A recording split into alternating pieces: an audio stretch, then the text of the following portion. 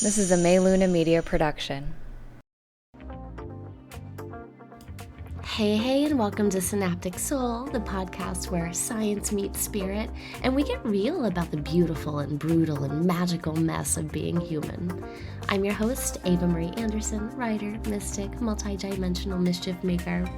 Quick disclaimer, you may hear the occasional snort, sigh, dramatic flop from my two French bulldogs, Rocky and Rambo. They're the soundtracks of my life, my soul companions, and honestly, the real stars of the show. Someday we'll dedicate a full episode to their role in my daily rituals, emotional healing, and wild spiritual life. But for now, just know that they're always close by, snoring their support. Let's dive in. Alright, let's kick this off with some truth-telling, because if you are listening to me right now, chances are you have felt the ancestors before, whether you call them that or not. Like maybe it was a dream so vivid you woke up swearing you just had coffee with your dead grandma, or maybe just a weird little chill that runs down your spine right before you find out a family secret. Or maybe it was just the time your lights flickered right as you were talking trash about your uncle. Coincidence? Sure, maybe, but also maybe not. So here's the deal. Ancestors aren't just a spooky Halloween prop. Like, they're literally baked into your DNA and your nervous system and your energetic field. Like, you're carrying around generations of survival and trauma and joy and heartbreak and breakthroughs in every single cell of your body. And science backs this up. Like, shout out to epigenetics, the study who shows that trauma and experiences can be passed down across generations. Like, for example, studies of Holocaust survivors' grandchildren show an increased rate of anxiety and stress responses. So translation, your body remembers what your people went through. That is the biological side of ancestors. But let's not stop at the bloodline, because ancestors aren't just the people that you share chromosomes with. Like, we've got layers here. Like, yes, firstly, you've got your biological ancestors, your mom's people, your dad's people, all the ones who partied and procreated their way into eventually making you. But then there are your chosen ancestors. These are your mentors and your teachers and your activists and artists, or just your soul family, the people who inspire and guide you, even if you're not genetically related. And think of them as the ones that you spiritually adopted. And it could be, Maya Angelou. Maybe it's Anthony Bourdain. Maybe it's your high school art teacher who gave you your first sense of belonging. If they've transitioned, they're in that ancestor category too. And then we've got like the ancient ancestors, the big dead, the ones who roamed this earth long before any family tree app could keep track. And these are the primal lineages, the origin stories, the keepers of the old ways. So if you've ever stood in a forest and you felt that hum under your skin, like the earth itself was remembering you, that's the ancient ancestor current. And Carl Jung might call it the collective unconscious, and quantum physics would say that energy doesn't die, it just changes form, and that all the information is still stored in the field. But either way, these voices are in the mix too. And now, I know what some of you skeptics are thinking. Like, Ava, are you seriously telling me dead people are hanging out in my aura? And my answer is yeah. And they've got opinions. And the thing is, it's not some horror movie vibe. Like, you don't need to just be walking around like you're in Poltergeist. This isn't about possession or fear. It's about connection. Like, ancestors show up as continuity, a reminder that you are part of something much bigger than just you sitting in traffic, listening to this podcast, and wondering if you forgot to defrost chicken for the dinner. But let's ground this a little bit more. From a purely scientific angle, your body is a walking ancestral record. The mitochondria in your cells, that is your matrilineal inheritance. Your nervous system responses, like your fight, your flight, your freeze, your fawn, those can be directly shaped by what your grandparents lived through. Like, if your grandma survived famine, your body might still carry a scarcity trigger that activates every single time you check your bank account. And if your great-grandfather was a musician, maybe your rhythm comes from more than just practice. Like, maybe your neurons are carrying his love for sound. And from a spiritual angle, ancestors are not just out there. They are in you. They're the whisper that you hear in meditation, or the hand on your shoulder when you're grieving, or the synchronicity that feels too pointed to be random. Working with them isn't about summoning the dead like you're trying to resurrect Beetlejuice. It's about listening to what is already pulsing through your own veins and your own energetic field. And here's the key. Ancestors are many things at once. Like, they are your bloodline, yes. They're also your spiritual guides, yes. And they're also the keepers of the collective wisdom. And whether you like it or not, they're here. The question isn't if the ancestors are speaking, but whether you are tuned in enough to hear them, and whether you've got the boundaries and the discernment to not let it turn into chaos. Because here's the thing, bro. The ancestors are loud. They've got opinions, and sometimes they're messy as all hell. But before we get into that Nana side-eye and your oat milk choices, we need to talk about why the dead get loud in the first place.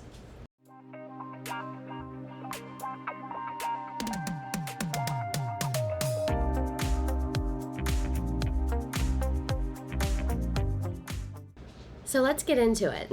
Why do the ancestors suddenly start cranking up the volume on their cosmic karaoke machine? Like, why do some seasons feel like the dead are practically screaming in your ear, while other times you can go months without so much as a goosebump? And spoiler alert, it is not random.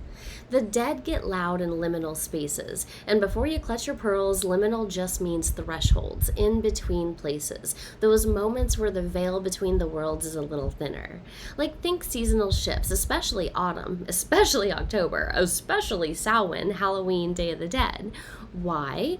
Because, I don't know, nature itself is a cycle of death and rebirth. Leaves fall, lights fade, temperatures drop. The whole environment is whispering we are closer to the other side than usual. So when you live in a body that is wired to pick up frequencies, which is literally all of us, by the way, you feel it. Now, some of you feel it so strongly that you can't sleep, like you're having vivid dreams, or your grandma's perfume suddenly hits your nose out of nowhere. And now let's science that up a little bit. Our brains are basically antennas, and neuroscientists have shown that our nervous system is exquisitely sensitive to environmental changes, like electromagnetic fields and temperature drops and shifts in atmospheric pressure. And here's that juicy crossover. When we say the veil is thin, what we're really describing is that your nervous system is tuning into the frequencies that it normally filters out.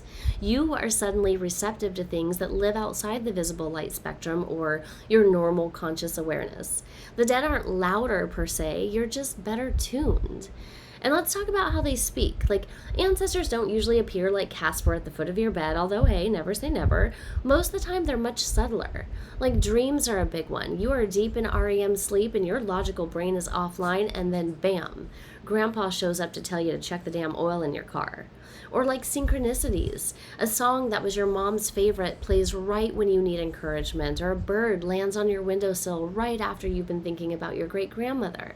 And then you get those body sensations, like the goosebumps, the chills, the pressure on your shoulder, that sudden sense of being watched. Your nervous system registers presence.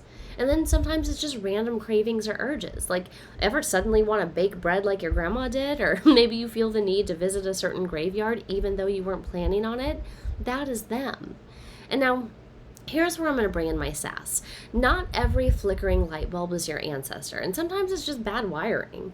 But here's the thing. If it stirs something in you, if it feels charged, if it makes your intuition light up, then treat it like communication. Because the difference between paranoia and connection is discernment. And ancestors don't just yell because they're bored on the other side. They get loud because they want something. Like, maybe they want acknowledgement, a candle lit, or their name spoken aloud, or a recipe cooked in their honor. Maybe they're trying to warn you, like, hey, honey, don't marry that man. We have seen this pattern before, and it is a dumpster fire. Or maybe they're just simply leaning close because the collective moment is ripe. Like right now, when the world is shifting, when the old systems are crumbling, when the new timelines are opening, the dead are like, yeah, we've seen this collapse rebirth cycle before. Buckle up, baby. And here's the kicker.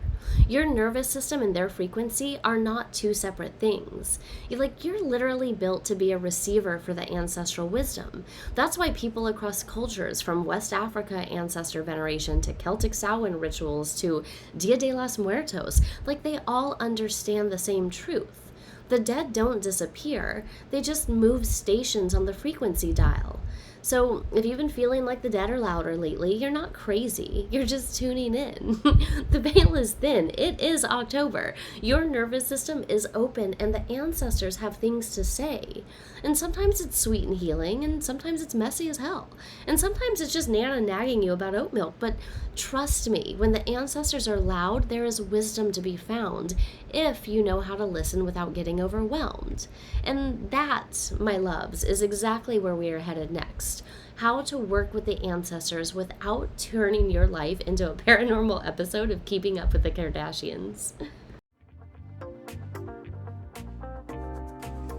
This episode is supported in part by Sage app, aka the app that's basically a metaphysical multivitamin. It's like having a spiritual sanctuary in your pocket minus the incense smoke in your purse. It's also where I host my new moon manifestation clubs, which, if you know, we go deep. So if you're ready to stop doom scrolling and start soul scrolling, download Sage in the App Store or Google Play and then step into a more intentional, magical version of your day. That's SAGED, like Sage, but with an app. Back to the episode. So now that we've established that your ancestors are real and they're chatty and they sometimes show up like they've got zero chill, let's talk about how to actually work with them.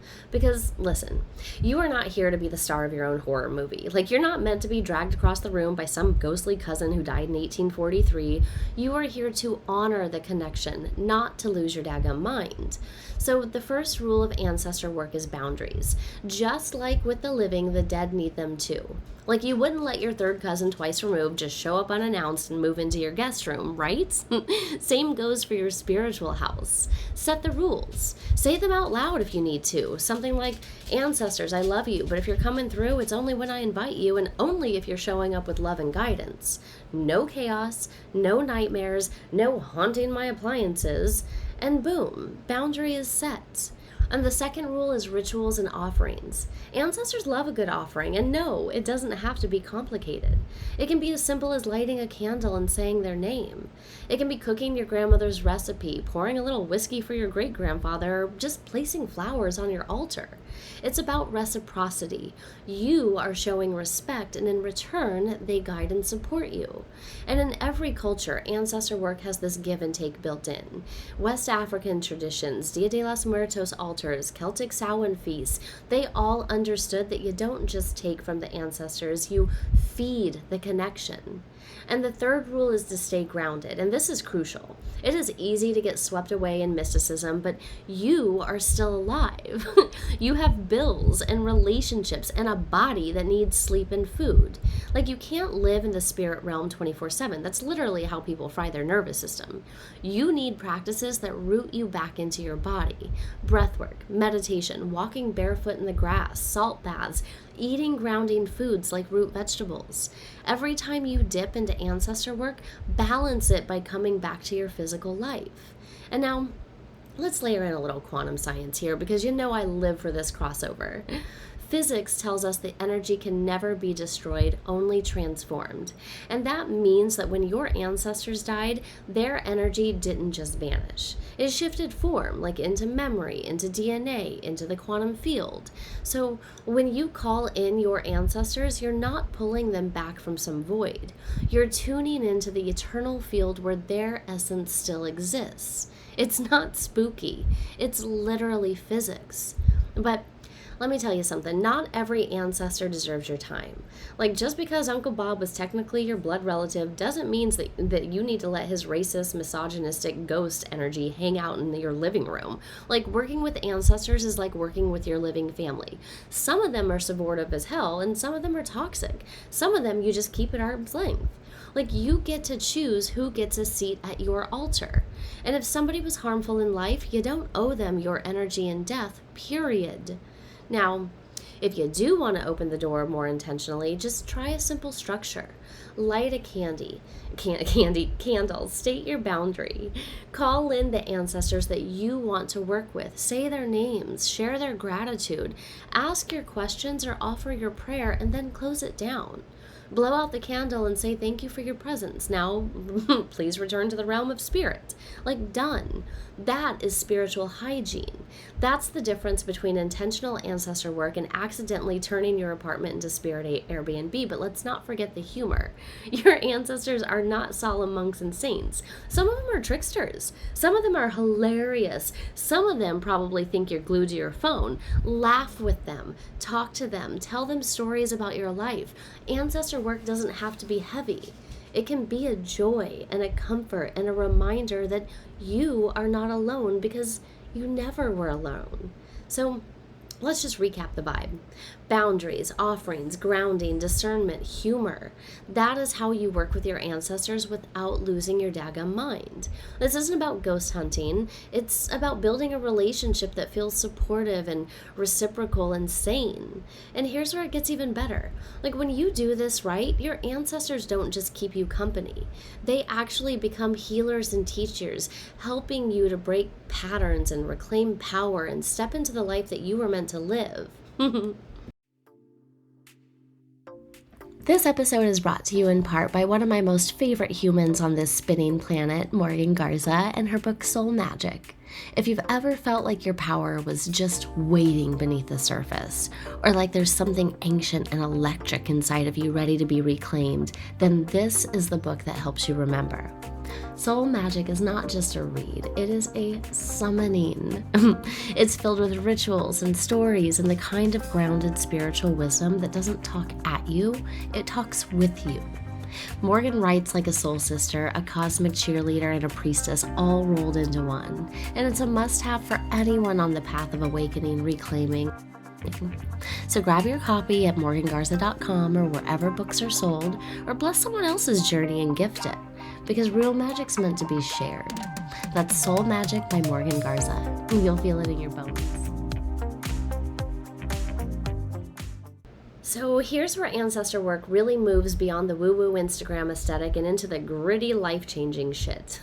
The dead can be healers and teachers. They're not just sitting around waiting to spook you in dreams or flicker your hallway light. And if you're willing to listen, they're gonna help you break the cycles that have been ruining your family line for centuries.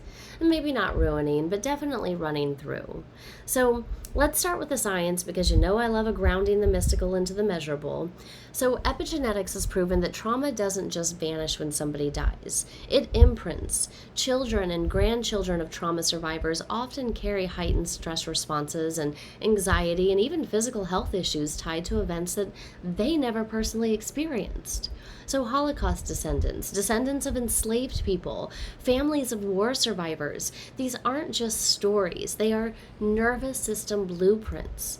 And now here's where the ancestors get loud, because they don't want you dragging their wounds forward forever. They want healing. They want liberation. They want to see you live in ways that they could not. So when you break a pattern, whether it's like abuse or addiction or silence or poverty, you are not just healing yourself. You are healing backwards and forwards in your lineage. You're closing loops so that future generations don't have to carry the same damn weight. And from a spiritual perspective, ancestors often show up as teachers when you're facing a crossroads. Like, maybe you're about to repeat a family cycle. Like, maybe you're about to marry the same type of partner, or sabotaging your finances the same way, or numbing out instead of feeling. And then suddenly a dream or a synchronicity or a message comes through. Like, don't do it like we did. Choose differently.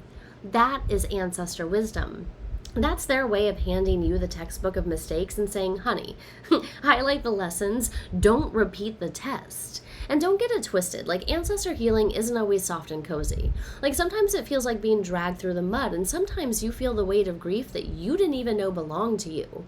Sometimes their lessons are blunt as hell, but that's the point. Healing is not about bypassing. It's about facing what is raw and heavy and then transmuting it. Like, the ancestors are absolutely going to call your ass out if you're trying to skip the steps. And here's a little personal analogy. Imagine that your ancestors are sitting in the bleachers of your life. Some of them are cheering and waving banners, yelling, "Yes, Queen, break the cycle," and others are grumbling, "We've always done it this way. Who the fuck do you think you are?" And then there are the quiet ones, just watching and waiting for you to finally pick up the baton that they dropped. You don't have to listen to every voice. You get to choose who gets your attention. But just notice, the supportive ones always want your expansion. So let's pull in some ancestral medicine traditions because they are brilliant at framing this. In many indigenous cultures, ancestor work is woven daily into life. In West African cosmologies, the ancestors are honored as guides who actively shape the community's destiny. In Andean traditions, offerings to the ancestors kept harmony in the land and the family. In Celtic myth, the ancestors are keepers of the other world. They're handing down wisdom through dreams and through seasonal rituals. And across all of these traditions, one theme is clear. The ancestors are not here to trap you in the past. They're here to help you navigate the present and the future with their wisdom. So, how do you actually lean into this teacher-healer role without getting lost? Well, it's easy. You start small. When you notice a family pattern, let's say everybody in your lineage marries emotionally unavailable partners, just pause. Instead of saying, "Well, that's just how we are," ask the ancestors, "What do you want me to see here? What do you want me to do differently?" And then listen. Like maybe the answer comes in a dream, and maybe it comes in a gut feeling, and maybe it comes in the courage to finally walk away from a situation that doesn't serve you. And remember, like ancestor healing isn't about the heavy. They also pass down the gifts, creativity, resilience, humor. If your grandmother was a phenomenal cook, that lives within you. If your grandfather had music in his soul, you might feel rhythm more deeply. Like the dead don't just hand us trauma, they hand us brilliance too. And when you tap into that, you realize that you're not starting from zero. You are carrying centuries of genius in your bones. And from a quantum view, you're basically a node in a massive ancestral web. Like every time you heal something, that vibration shifts across timelines. Every time you reclaim a gift, the whole web lights up. And that's why ancestor work can feel so big, because it is. It's not just your healing, it's collective, it's multidimensional, it's eternal. So let me just drop this here. Ancestor work is not about worshiping the past. It's about creating a future that would make them proud. It's about becoming the ancestor who breaks the cycles and who heals the line and who leaves wisdom instead of wounds. That's the legacy, that's the work, and that's the kind of loud that we actually want. But here's the catch. In the middle of all this healing and wisdom, it gets so easy to be imbalanced and obsessed or even lost in ancestral drama. And that just brings me to the next part. Like, how do you keep your sovereignty and not spiral into ghost addiction?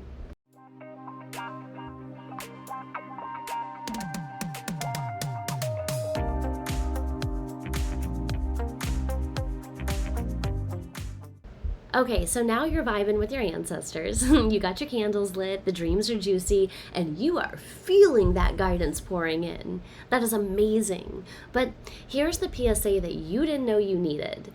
Working with the dead does not mean that you stop living your damn life.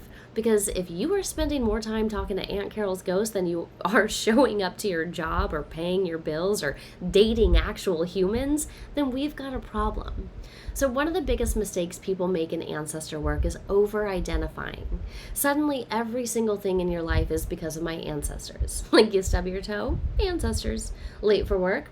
Ancestors. You can't find parking? That is also your ancestors. No. Sometimes you're just clumsy and you're late and you're unlucky. Like the ancestors don't need to be micromanaging your daily Starbucks order, but the other big thing that I want to talk about that's a danger zone is obsession. Like ancestral dreams can feel so vivid and so profound that you want to chase them all the time. You start diving into genealogy for 12 hours a day, or building altars for people that you've never even met, or trying to decode family trees back to the fucking Bronze Age. And while that can be fascinating, it can also pull you out of your actual present day existence. Because remember, they had their lives, you have yours. The connection is meant to enrich your journey, not to replace it. And here's your reminder. Sovereignty is everything. If an ancestor message makes you feel fear, dread, or like you've lost your autonomy, pause. Ground yourself. Ask, does this align with my highest good, and does it feel expansive? And if the answer is no, then it's not guidance, it's just static. Just because something comes from the unseen doesn't mean that's automatically wise. Use discernment. You get to choose what you let in. And now let's get practical. So here are some red flags that your ancestor work is tipping into losing your damn mind territory. And one of them is you are more interested in the dead than the living. Or maybe you're constantly anxious that you're doing it wrong. Or you feel drained, not energized after connecting. Or you start treating every flicker or noise or dream as an apocalyptic sign. Like, if that's you, honey, you need to step back, take a break, close the altar for a week, go outside, pet a dog, eat a hamburger, touch grass. Seriously, the ancestors are eternal. They're not going to go anywhere if you take a pause. But let's spin it back to science, because this is important. Your brain is wired for pattern seeking. It wants to find meaning in the randomness, and this is why we see faces in clouds and hear whispers in white noise. Like, ancestor work plays directly into that, which is fine. It's how intuition works, but unchecked, that pattern seeking can tip into paranoia or into delusion. And the safeguard is balance. Anchor the mystical experiences in your body and in your relationships and in your daily life. And here's something nobody tells you. The ancestors don't want you obsessed with them. Like, they want you to live. They want you to thrive and to make love and to dance and to make mistakes and to savor this human incarnation. Why? Because one day you're going to be the ancestor. And do you really want your descendants running around saying, oh, yeah, my great-great-grandmother Ava never did anything except talk to ghosts all day? Like, no. You want them saying she lived and she laughed and she broke cycles and she left wisdom.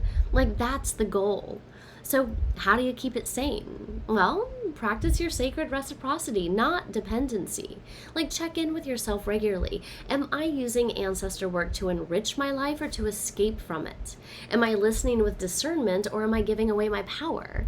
Am I building relationship, or am I spiraling into obsession? And those questions keep you anchored. And please, please, for the love of God, don't forget humor. If you are taking this so seriously that you have lost all joy, then the ancestors are probably laughing at you anyway. Like, they lived messy and fun and heartbreaking, beautiful lives too. Let them remind you that you are allowed to be human. Like, you're allowed to fuck up. You're allowed to eat the cookie. So here's your final takeaway. Ancestor work is about connection and healing and guidance. It's about weaving the past and the present and the future into one long braid of continuity. But it's also about sovereignty and balance and joy. Like, listen to the dead, yes, honor them, absolutely. But also, for the love of all things holy, go live your fucking life, because one day you're going to be the loud one. And trust me, your descendants will need you to be a wise, balanced, joyful spirit, not a chaotic ghost haunting the fucking family Wi-Fi. So light the candle, pour out the whiskey, say their names with love, and then close the fucking altar and go live. That's the work. Like, that's the magic. That is how you honor the dead without losing your mind. If you loved this episode, be sure to hit that subscribe button and leave us a glowing review. It helps more beautiful souls like you find this space. Because your words matter, your energy ripples, and every review is like a little spell of support for the Synaptic Soul mission. So until next time, stay curious, stay cosmic, and keep waking the F up.